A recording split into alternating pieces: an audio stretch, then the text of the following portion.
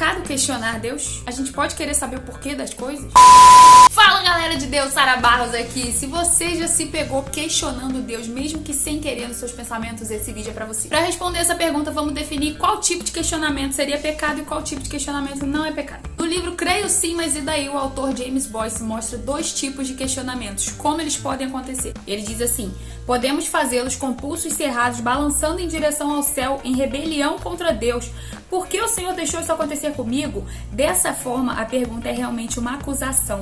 Ela quer dizer, se tu és realmente quem dizes ser, um Deus amoroso, verdadeiro em suas promessas, nenhuma dessas coisas devia ter acontecido. Ou podemos perguntar como os santos perguntaram ao longo da história da igreja cristã, quando se encontravam em circunstâncias pavorosas: querido Deus, por que isso está acontecendo? Eu estou perplexo com essa situação. Por favor, explique pra mim. Se você fizer a pergunta dessa forma, se você estiver dizendo pra Deus, eu não entendo o que está acontecendo, porque eu vivo num mundo onde os horizontes são limitados e onde, por causa dos meus pecados, eu não vejo as coisas como o Senhor vê.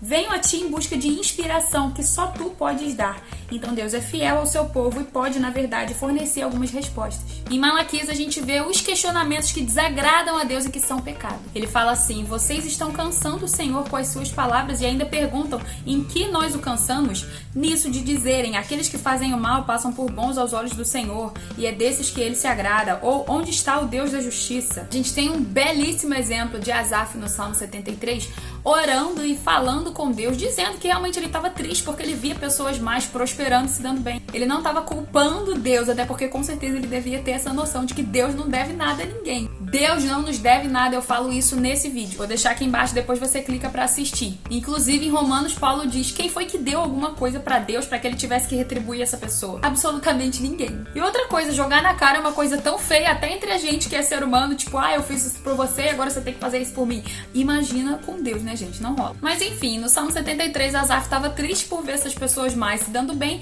mas ele recebe uma resposta de Deus que consola o coração, porque ele vê a justiça de Deus e ele entende que apesar daquelas pessoas se darem bem por um certo período da vida, o fim delas seria a colheita de tudo aquilo que elas plantaram. A gente vê na Bíblia também o próprio Jesus, quando estava agonizando na cruz, ele diz: Deus meu, por que me desamparaste? Essa é uma citação do Salmo 22. Para quem não sabe, salmos são músicas, poesias, orações. Outra pessoa que questionou Deus e recebeu uma resposta foi Jó. Sim, Jó questionou e se lamentou com Deus. A Bíblia fala que ele não pecou nem atribuiu a Deus falta alguma. Ele não blasfemou nem amaldiçoou Deus, mas ele questionou sim, e a resposta de Deus a ele não foi tão consoladora como a gente pode imaginar no primeiro momento. Mas foi uma resposta que ensinou muito mais ele do que um consolo ou uma passada de mão na cabeça. Resumindo, Jó lamenta e questiona, e Deus vem responder ele com outros questionamentos. Deus diz: quem é esse que obscurece os meus planos com palavras sem conhecimento?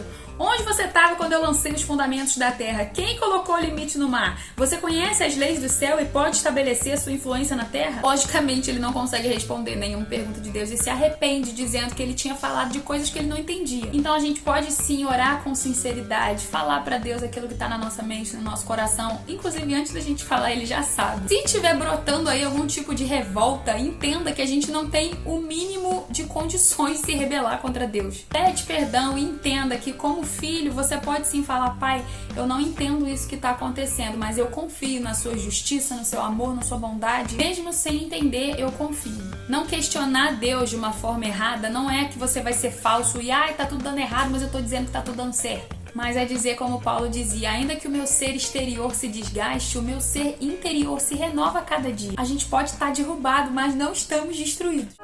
Deus,